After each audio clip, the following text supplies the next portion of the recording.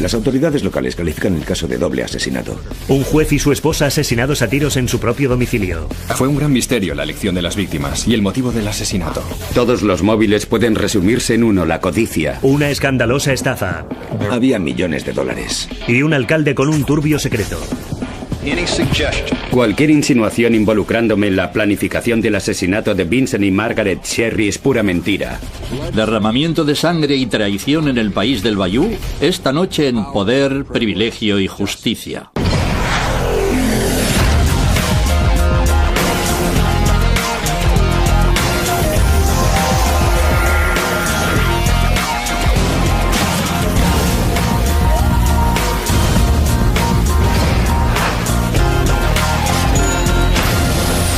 Crímenes imperfectos, ricos y famosos.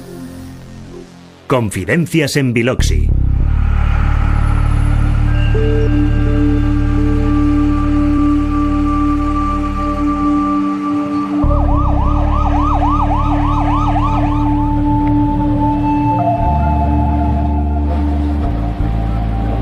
En septiembre de 1987, la policía de Biloxi, Mississippi, recibe una llamada para que se dirija al domicilio de una de las parejas de mayor relevancia política de la ciudad, Vincent y Margaret Cherry. Él es magistrado del Tribunal Estatal, ella es concejala en el ayuntamiento de la ciudad. O por lo menos, eso es lo que era. Me enteré por la radio de la policía de una muerte sospechosa en el círculo de Hickory Hill. Me dijeron que me dirigiera hacia allí lo antes posible. Entré en la casa por la puerta principal. Era bastante extraño. No se veía nada fuera del lugar.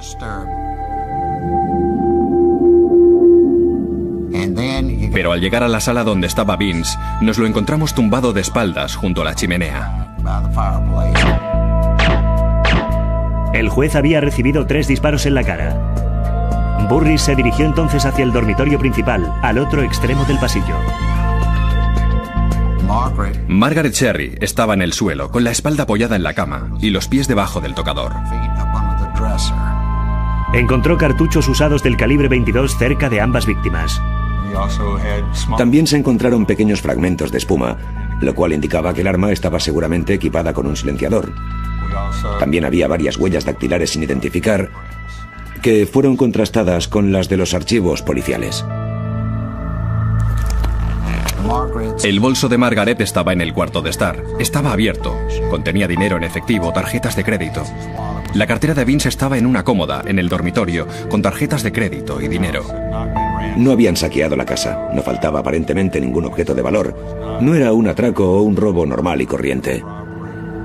El amigo íntimo de la pareja, Pete Halat, que había encontrado a los Cherry, dijo que la puerta principal estaba abierta cuando él llegó allí, pero no vio señal alguna de ningún intruso. Pensamos que aquella persona había entrado con el único propósito de matar a esas 2 personas.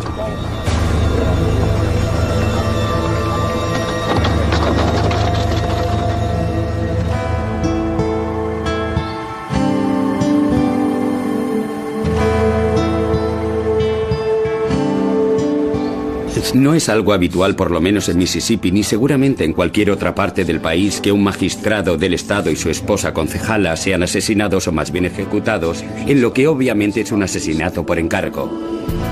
Fue algo muy especial, porque en aquella zona vivía gente muy acomodada y con un índice de delincuencia muy bajo, sobre todo de tipo violento. El asesinato de los Cherry afectó enormemente a los ciudadanos de Biloxi y a lo largo de la costa. Todo el mundo estaba muy preocupado. Temía que se cometieran más asesinatos. Antes de que el huracán Katrina devastara la costa del Golfo de Mississippi, esta zona era conocida como el terreno de juegos del sur. Pero en cuanto a los Cherry, alguien no estaba jugando limpio.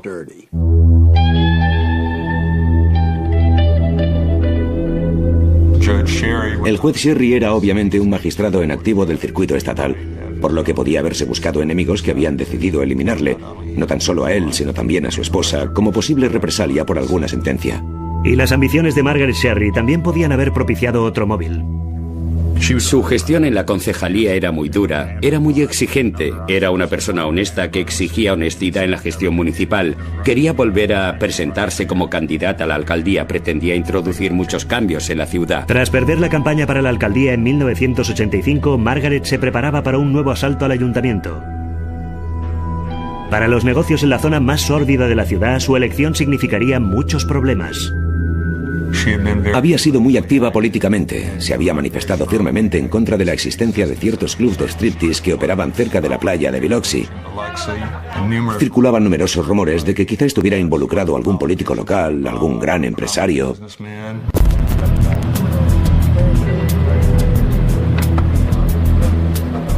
La policía se dio rápidamente cuenta de que aquel asunto podría traerles muchos quebraderos de cabeza. Los peces gordos querían que el caso se resolviera lo antes posible. Solicitaron la colaboración de departamentos externos en la investigación. No creo que la policía de Biloxi hubiera tenido que ocuparse de muchos asesinatos. Cuando dos personas tan conocidas son víctimas de tamaña carnicería en su propia casa, tras las puertas cerradas de su hogar, todo el mundo quiere ver pronto el desenlace del caso. Biloxi, un lugar donde las mansiones de antes de la guerra y el encanto sureño contrastan con los casinos, los clubs de striptease y la corrupción. Para resolver este caso, los investigadores tendrían que vadear en lo más profundo del lodo del Mississippi.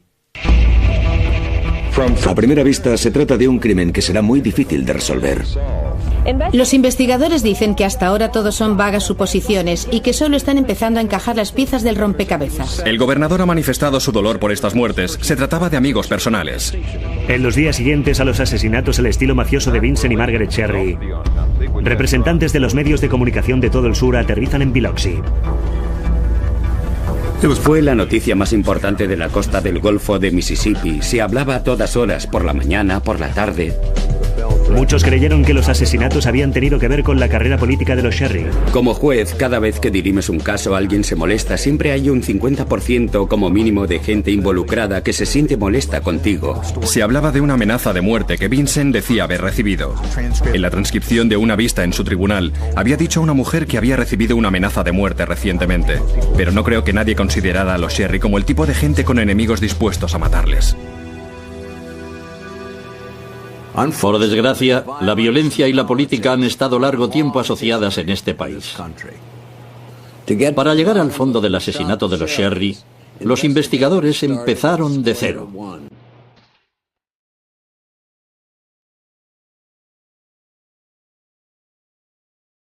Vincent Cherry y Margaret Smith se habían conocido mientras estudiaban en Bowling Green, Kentucky, y se habían casado en el último año de carrera. Vince se enroló en las Fuerzas Aéreas y más tarde se convirtió en magistrado general militar. Su familia, que iba creciendo, le siguió de una base militar a otra.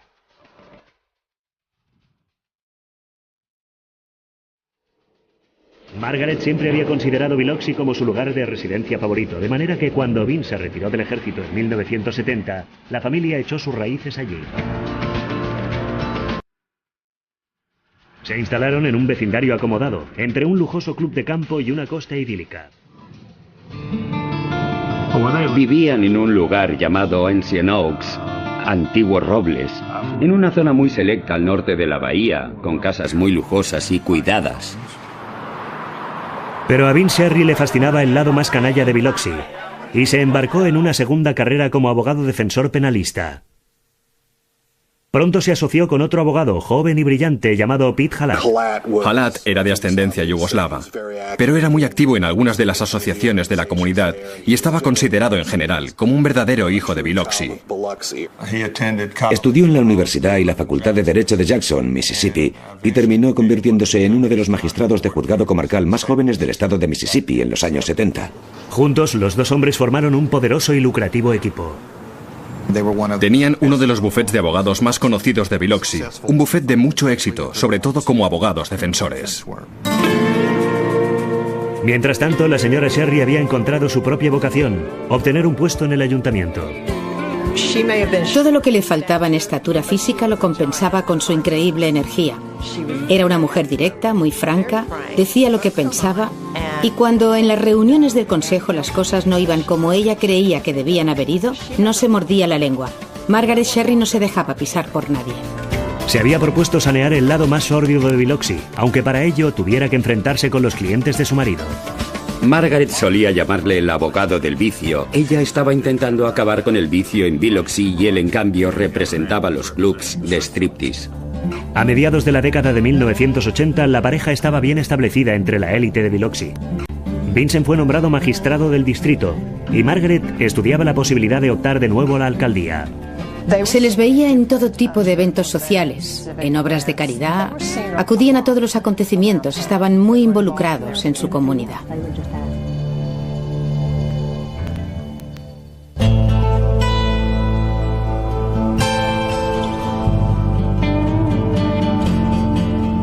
En la ciudad todo el mundo conocía a los Sherry, desde los delincuentes de poca monta hasta los políticos más destacados.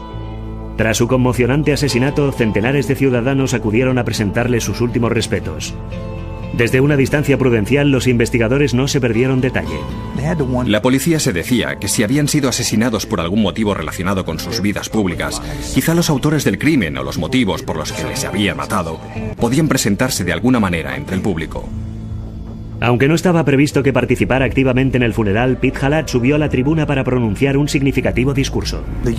Su panegírico fue obviamente el momento más dramático del funeral, porque aquí estaba el amigo de Vincent Sherry, su socio en la práctica de la abogacía, hablando del legado de Margaret Sherry y su sentido de la responsabilidad en el gobierno de la ciudad. Pero cuanto más se extendía Halat, menos parecía que su discurso estuviera destinado a recordar a sus amigos, sino que su objetivo era más bien promocionar su propia carrera política. Realmente aquello era el colmo del mal gusto. Utilizar un funeral para promocionar tu propia carrera política. Halat incluso había repartido copias impresas de su discurso entre la prensa. Tras el entierro de los Sherry, uno de los vecinos del matrimonio proporcionó a los investigadores su primera pista sobre el caso. Un chico del vecindario, que estaba enfrente de su casa con unos amigos, había observado un coche Ford Fairmont amarillo que no había visto nunca por el barrio. Cuando vio a este chico y a sus amigos, el conductor del coche se había marchado a toda prisa. El grupo de jóvenes, sin embargo, había podido ver bien la cara del conductor. La policía distribuye entre los medios de comunicación un retrato robot del visitante sospechoso. Luego, otra pista. Una semana después de los asesinatos, el Ford Fairmont amarillo apareció en un complejo de apartamentos situado a 1,5 kilómetros aproximadamente de la residencia de los Sherry. Los investigadores descubren que el coche había sido robado de un concesionario cercano días antes del crimen. Cuando lo encontramos, el coche llevaba matrícula falsa. Y cuando investigamos su procedencia, resultó ser la de un Oldsmobile que había sido abandonado 3 años antes en un complejo de apartamentos de la ciudad de Biloxi. Sabíamos que nos resultaría muy útil descubrir cómo se había desmontado aquella matrícula del coche abandonado, quién la había guardado durante 3 años y cómo había llegado al vehículo utilizado por el pistolero. La policía encontró al propietario original del coche abandonado, que manifestó habérselo entregado a un hombre llamado Lenny Swedman para su desguace. El nombre resulta familiar para los agentes. Swedman es un exconvicto con cantidad de amigos en los bajos fondos. Por lo que sabíamos del ambiente delictivo de la zona, de la costa, dedujimos que si Lenny Swedman estaba involucrado en este tipo de caso, lo más seguro era que Mike Gillich estuviera detrás de todo aquello. O por lo menos también estuviera involucrado de alguna manera. Mike Gillich es el propietario de varios clubs de striptease de Biloxi, entre otros el popular Golden Nugget. También es una figura destacada en lo que la policía conoce como la Dixie Mafia. La Dixie Mafia abarcaba todo un conglomerado de delincuentes de todo el sudeste. A veces se asociaban para algún asunto de drogas, otras para atracar un banco o cometer algún tipo de fraude.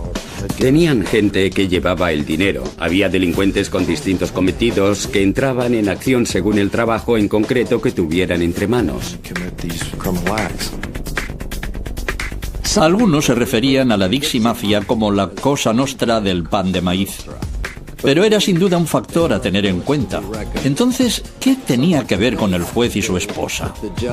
La respuesta a esta pregunta asombraría a todo el mundo. Una semana después de que Vince y Margaret Cherry cayeran abatidos por un probable asesino a sueldo, los investigadores empezaron a buscar alguna conexión entre las víctimas y una organización del crimen organizado conocida como la Dixie Mafia. Al investigar el antiguo bufete de abogados de Vince Sherry, los agentes descubren una pista. Pete Halat, el antiguo socio de Sherry, está activamente involucrado en la representación de un pez gordo de la Dixie Mafia, llamado Kirksey McCord Nix. Era un hombre con mucho poder, pero pasaba más tiempo en la cárcel que en la calle. Los registros telefónicos demostraron que Nix se había comunicado muchas más veces de lo normal con el despacho de su abogado, sobre todo teniendo en cuenta que no tenía ninguna posibilidad de obtener la condicional. Descubrieron que se habían producido centenares de llamadas, literalmente, entre el despacho de Halat y la penitenciaría estatal de Luisiana, en Angola, Luisiana. Los investigadores empezaron a atar cabos. Sabíamos que Gillich era muy amigo de otro recluso en Angola, Kirksey McCord Nix. Y por supuesto ya sabíamos que Nix había estado en contacto telefónico constante con el bufete de Pete Halat en Biloxi. Por lo tanto, se empezaba a dibujar un pequeño círculo. Pasábamos de Sweetman a Gillich, de Gillich a Nix, y de Nix a Halat, y la investigación avanzó a partir de entonces. Cuando asesinan a tu amigo y tú estás metido hasta las cejas en un ambiente delictivo, es evidente que la policía empezará a hacerte preguntas. Cualquiera se habría esfumado. Pero Pete Halat, al contrario, lanzó su campaña para la alcaldía.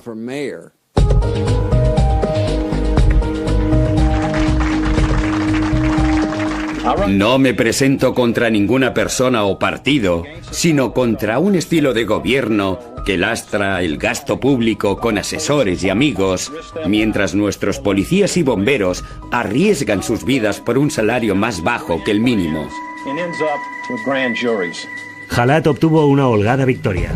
Una vez en la alcaldía, por supuesto, empezó a colocar a sus amigos y aliados en puestos clave del gobierno municipal. Algo que, por supuesto, repercutió en el departamento de policía de Biloxi. Con Halat al timón, los asesinatos de los Sherry, todavía sin resolver, ya no eran una prioridad. Y el caso quedó estancado. Habíamos ido tan lejos como pudimos, pero no podíamos avanzar más. No podíamos seguir más pistas, no teníamos el arma homicida, no habíamos siquiera sido capaces de detener a nadie.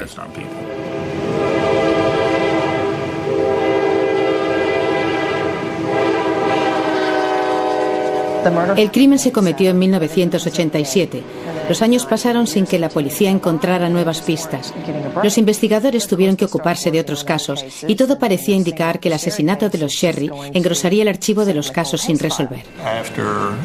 Al cabo de un par de años, vista la falta de resultados de la policía en la resolución del crimen, la hija mayor de Vince y Margaret Cherry contrató a un detective privado.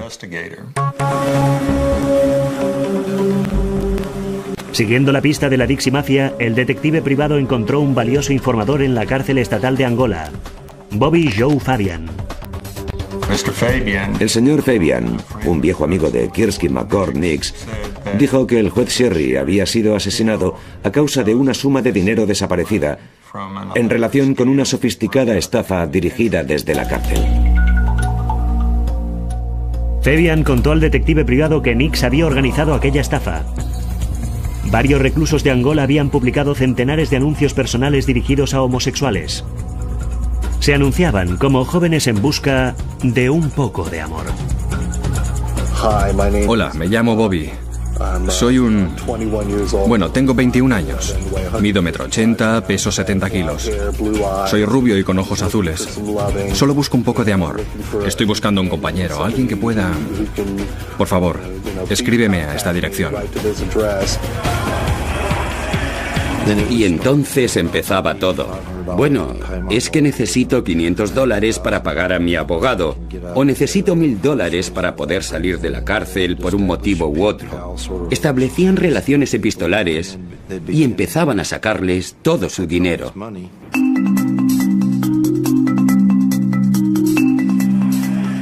Había literalmente centenares de víctimas de la estafa en todo el país. Estábamos convencidos de que se habían apropiado ilegalmente de cientos de miles de dólares, quizá incluso millones de dólares. Pero lo más importante para la investigación era averiguar a dónde iba a parar todo aquel dinero y quién estaba protegiendo el botín. Amigos, familiares o socios de los reclusos se encargaban de recoger el dinero, gran parte del cual se entregaba a las oficinas de Pete Halat en Biloxi. Era una impactante acusación contra el alcalde de Biloxi. Pero antes de que los investigadores tuvieran la oportunidad de actuar, Fabian decidió hablar en público.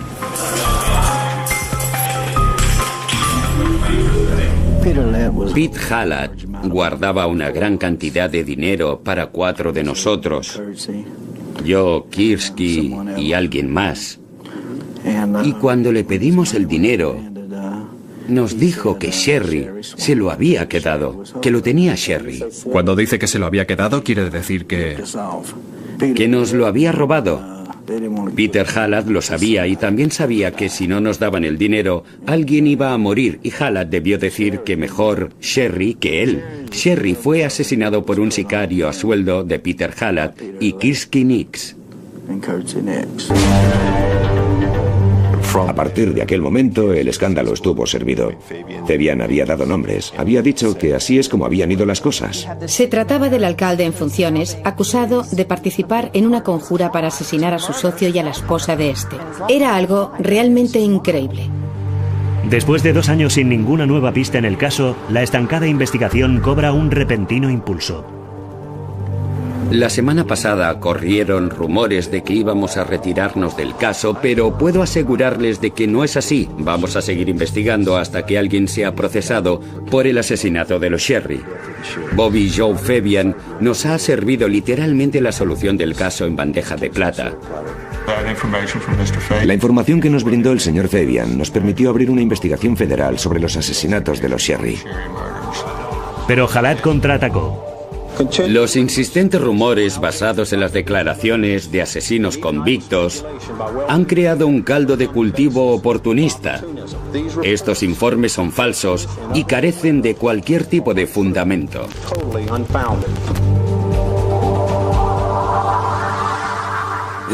En lugar de cortar cintas inaugurales y besar bebés, el alcalde era ahora sospechoso de participar en uno de los escándalos más sonados en todo el sur del país. Quedaba por ver si sería capaz de escabullirse de todo aquel embrollo.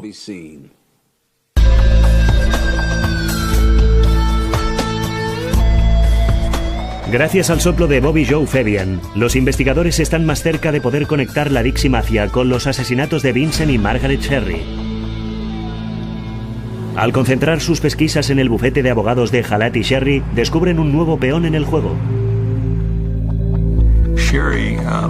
Sherry LaRae Sharp había sido novia de Kirsky McCord Nix durante mucho tiempo. El señor Nix consiguió que la señorita Sharp entrara a trabajar en las oficinas de Pete Halat en Biloxi. La rubia de 36 años ocupaba aparentemente un puesto de asistente de abogado en el bufete, pero eso no era todo. Obtuvimos órdenes de registro y localizamos una caja fuerte que Peter Halat y LaRae Sharp habían alquilado en una sucursal bancaria de Biloxi. ¿Cómo demonios había conseguido Sherry LaRae Sharp sus credenciales para ser asistente de abogado? A menos de que se impartieran clases de derecho en un burdel de Arkansas donde se había criado. Aquello olía realmente muy mal.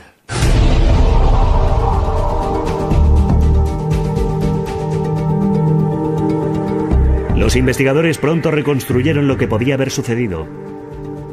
Parte del dinero había desaparecido. Cuando Kirsky Nix se enteró, dijo: me voy a cargar al que me haya robado mi dinero. De alguna manera, por obra o por omisión, Pete Halat había dado a entender que seguramente había sido Vincent Sherry. Para la Dixie Mafia, aquello era un crimen castigado con la muerte. Hicieron correr la voz de que alguien necesitaba encargar un asesinato. Pensaron en Gillies, un personaje idóneo que podía llevar a cabo prácticamente cualquier encargo. Mientras tanto, la entrevista de Fabian emitida por televisión permite encontrar una pista que relaciona al sicario mafioso John Ransom con el caso. Finalmente descubrimos que el señor Ransom había estado en Biloxi en 2 ocasiones a principios de 1987 y que se había encontrado con una persona, un hombre blanco llamado Pete, para hablar de los asesinatos de los Sherry. En mayo de 1991, un gran jurado brinda una buena noticia a la fiscalía. 4 personas fueron procesadas: el señor Gillies, propietario del local nocturno de Biloxi; el señor Nix, recluso de Angola; el señor Ransom, sicario de la mafia; y la Ray Sharp, la novia de Nix, que coordinaba la estafa desde el despacho de Halat. El alegato inicial para el procesamiento era que la estafa de los corazones solitarios había sido el eje de la conspiración criminal y que los asesinatos de los Sherrys habían sido una especie de palo en las ruedas. Pero todo el mundo se pregunta, ¿dónde está el alcalde? Pete Halat no fue procesado en primera instancia. Era el elemento más sensacional en las acusaciones de Bobby Joe Fabian. Estaba vinculado con todos ellos. Mike Gillies, Kirsky McCord Nix, la novia de Kirsky, la Ray Sharp. Pues sí, les conocía a todos. Se había relacionado con ellos, tenía negocios con ellos. Halat afirmó que aquello confirmaba su inocencia. He venido a decirles que la acusación emitida por el gran jurado que ha estado investigando este caso durante 2 años no me ha incluido porque yo no estuve en modo alguno involucrado en ninguna estafa carcelaria ni en una conspiración para asesinar a mis amigos Vince, Margaret y Sherry. Yo no tuve nada que ver con todo aquello. Cualquiera pensaría que nadie se tragaría ese cuento, pero aparentemente el alcalde se había ganado a casi todos los ciudadanos de Biloxi con su peinado perfecto, sus trajes de diseño y su edulcorada sonrisa. A pesar de todo, sin embargo, todavía no estaba a salvo.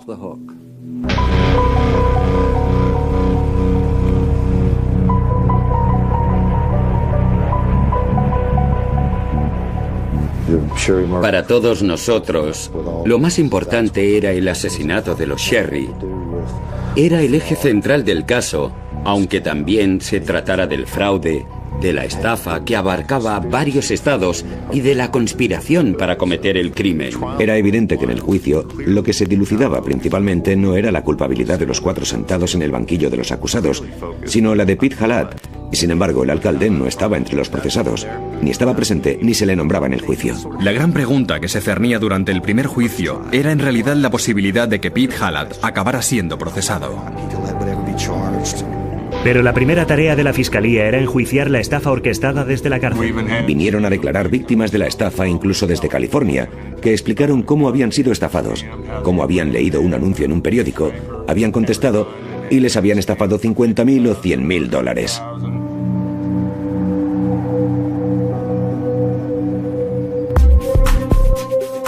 Toda una letanía de testigos subió al estrado. Los argumentos de la acusación dependían intrínsecamente de los testimonios de todo un reparto de personajes pintorescos y bastante desagradables. Tuvimos que recurrir a unos testigos que no eran precisamente candidatos idóneos para el premio al mejor ciudadano del año. Y el jurado solo tenía que decidir si estos testigos estaban diciendo o no la verdad. El reparto estelar de la acusación incluía un falsificador, un sicario, un atracador de bancos, narcotraficantes y prostitutos. Cuando el jurado se retiró para deliberar, nadie estaba seguro de cómo terminaría aquella peregrina historia. Tras deliberar unos días, el jurado declaró a los acusados Kirsky Nix, Lara Sharp, Mike Gillies y John Ransom culpables de conspiración y fraude. Pero la acusación no había hecho más que empezar. La mejor manera de sustentar una acusación es conseguir la declaración de alguien involucrado desde dentro.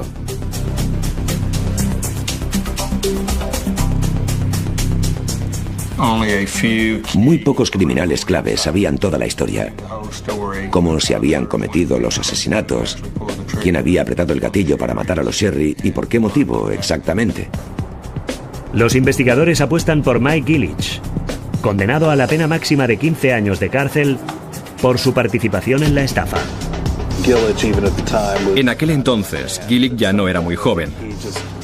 Y supongo que en algún momento pensaría que si no colaboraba con las autoridades, quizá no saldría ya de la cárcel federal en vida.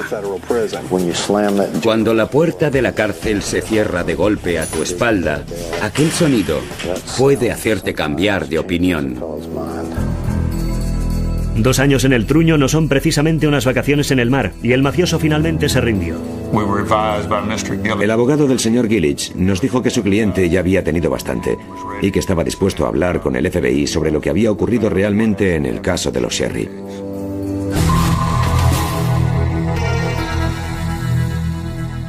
Lo primero que deseaban saber los investigadores era la identidad del pistolero. Nos dijo que el asesino a sueldo era un hombre llamado Thomas Holcomb. Holcomb, un ex convicto y feriante a tiempo parcial en Texas, fue la única persona suficientemente estúpida para aceptar el trabajo. Yo le dije, está bien, pero ¿qué tenemos para corroborar su participación? Y él me dijo, recuerdo que la noche del asesinato de los Sherry, Holcomb decidió probar la pistola del calibre 22. Gillich les indicó la dirección de una destartalada casa de Biloxi. Recuerdo que me arrastré debajo de aquella casa con una linterna. Lo que el señor Gillich nos había dicho parecía ser verdad. Había orificios de bala en el suelo, orificios de 6 años de antigüedad. Los federales tienen ahora al autor de los disparos, pero siguen lanzando el anzuelo para pescar su pez gordo. A lo largo de la investigación, por supuesto, seguimos intentando encontrar pruebas o información adicional que nos permitiera demostrar la participación de Pete Halat, no tan solo en la estafa, sino también en el asesinato de los Sherry. Gillich les dijo que Nix había pedido a Halat que fuera a verle a la cárcel de Angola meses antes del crimen.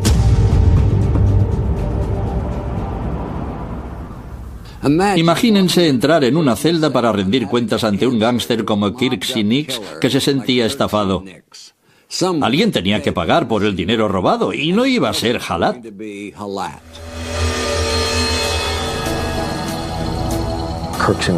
Kirksey McCord Nix no decidió por sí mismo que Vince Sherry le había robado el dinero porque no tenía ningún medio de saberlo. Al poco de contarle aquel cuento, aquella historia falsa según la cual el juez Sherry se había quedado el dinero, el señor Halat regresó a Biloxi y se fue al banco donde tenía su caja fuerte. La canceló y contrató una nueva con un número muy similar y añadió el nombre del juez Vince Sherry como titular de la nueva caja fuerte. Así pretendía demostrar que el señor Sherry tenía acceso al dinero de la estafa.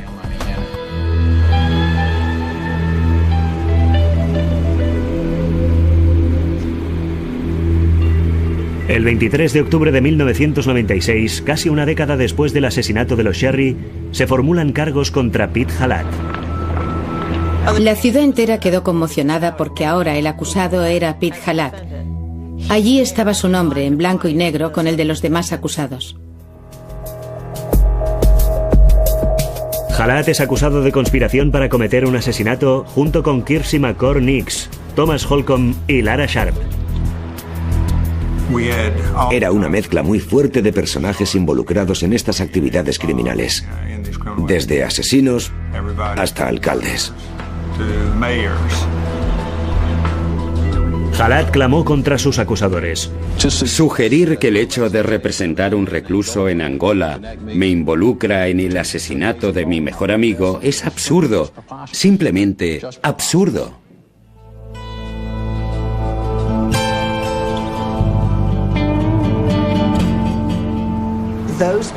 Para la gente que conocía a Pete, su madre, su padre, su abuela, era imposible que le condenaran.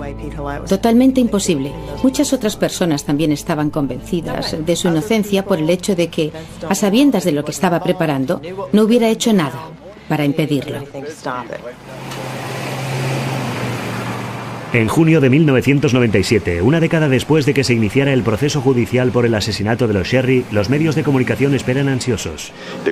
Resultó en la muerte de 2 excelentes personas y en una estafa contra víctimas de todo el país, en una conspiración que se encubría en el despacho del señor Halat, pieza central de los delitos.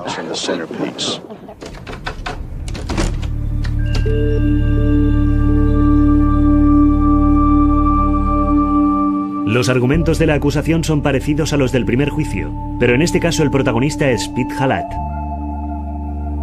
La fiscalía explica al jurado que el acusado tenía que ser consciente de la estafa. Varias de nuestras fuentes admitieron haber entregado dinero al bufete de abogados de Halat. Y según creo recordar, el dinero había sido entregado a Pete Halat en persona en un par de ocasiones, por lo menos. Pero la investigación también puso en evidencia que el papel de Halat había sido más que el de un simple banquero. Al autorizar a Lara Sharp como asistente de abogado, le había dado carta blanca en Angola. Esto le permitía utilizar el correo legal para mandar y recibir las cartas de la estafa. Le permitía realizar llamadas telefónicas ilegales que no pasaban por la censura de las autoridades penitenciarias. Sus credenciales le daban mucho margen de acción.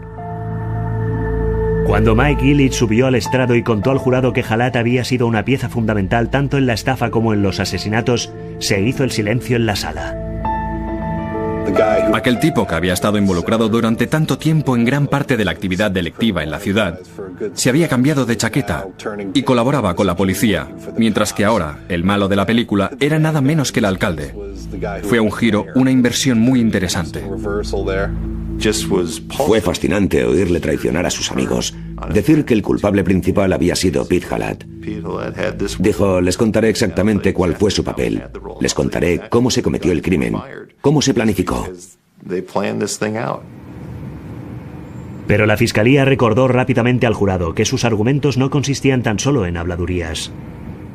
Había permitido que la Ray Sharp operara desde su despacho. Había centenares de llamadas telefónicas relacionadas con el caso. Había guardado el dinero del gángster. Lamentablemente, también tenemos la prueba fehaciente. La muerte de Vince Sherry, la muerte de Margaret Sherry y todas estas conversaciones, todas estas relaciones, todo indica que había acusado a su amigo de algo que él mismo había hecho. La defensa alega ante el jurado que los testigos mafiosos no son creíbles, que harían cualquier cosa para salvar el pellejo. Encontré fallos de credibilidad en todos los testigos, puesto que estaban en la cárcel. Quiero decir, esas personas decían cualquier cosa si creían que con ello se reduciría su condena, si con ello podían seguir con sus vidas y salir de la cárcel. Recuerdo en concreto que los abogados de Halat se ensañaron especialmente con Ilitch y su credibilidad, como perros rabiosos, porque sabían qué era lo que tenían que hacer. Pero hay un testigo de cargo que será más difícil desautorizar. En 1987, Charles Leger era un joven abogado en el bufete de Halat y Sherry. El señor Halat le dijo que quería ir a ver si le pasaba algo al juez Sherry, pero no quería ir solo, y le pidió que le acompañara. Cuando llegaron al domicilio del juez, el señor Halat había entrado por la puerta principal y había encontrado enseguida el cuerpo del juez Sherry en la sala de estar.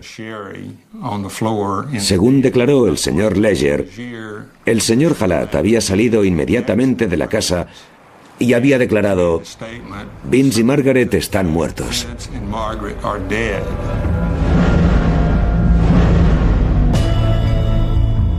La acusación creía haber pillado a Halat con una mentira. El cuerpo de Margaret estaba muy alejado del de Vince Sherry. En realidad, se encontró su cadáver detrás de una cama, en la parte trasera de la casa, en el dormitorio de la parte de atrás. De manera que, según dijo el señor Leger, era imposible que Halat supiera enseguida que Margaret también había muerto, si no sabía ya de antemano lo que había sucedido. Cuando llegó el turno de la defensa, los abogados de Halat se dieron cuenta de que tenían muy poco margen de maniobra. Solo llamaron a 2 testigos. Fue una defensa muy breve, más breve que la pausa para el almuerzo. La sala del juzgado estaba dividida, la ciudad estaba dividida, pero nadie sabía lo que pensaba el jurado.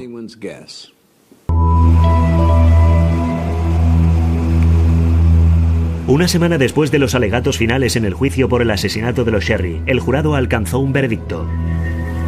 Recuerdo que la sala estaba abarrotada. Allí estaba Pete Halat, sentado a la misma mesa que Thomas Holcomb, la Ray Sharp y Kirsky Nix. Sabías que en su foro interno debía estar pensando que aquel no era un lugar para él. Debía preguntarse cómo demonios había terminado en aquella situación. Pero el jurado devolvió a Halat a la realidad. Le declaró culpable de los cargos de haber mentido y encubierto la estafa. Al día siguiente, el jurado asestaría otro golpe. Todos los acusados, Halat incluido, fueron declarados culpables de conspiración. Toda la sala quedó conmocionada de que todos hubieran sido declarados culpables. Peter Halat se puso lívido. Cuando llegó el momento de anunciar a la ciudad de Biloxi lo que había sucedido, me sentía totalmente conmocionado por la idea de tener que decir que Pete Halat, el exalcalde de la ciudad de Biloxi, había sido declarado culpable. No esperarías jamás tener que pronunciar esas palabras. Por suerte, después de tanto tiempo ha quedado demostrado no tan solo quién estuvo en la casa, sino también quién estuvo detrás de todo aquello.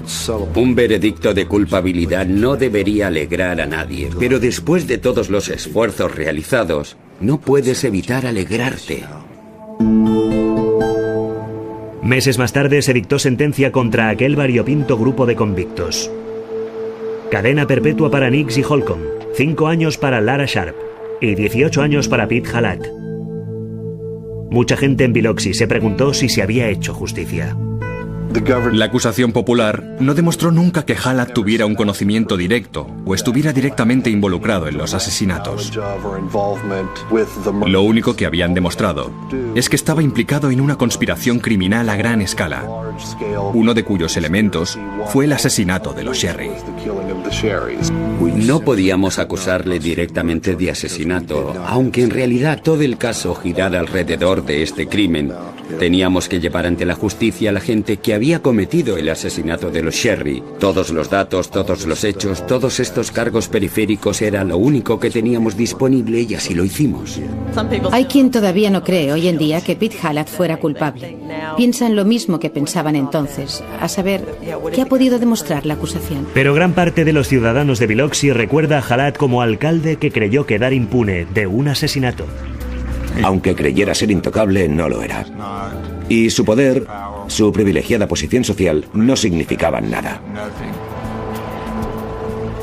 Pete Halat apeló la sentencia, llevó su caso hasta el Tribunal Supremo, pero su petición de un nuevo proceso fue denegada. Al parecer, su encanto político se había finalmente desgastado. No saldrá de la cárcel hasta 2013. Dominic Dunne para la televisión judicial.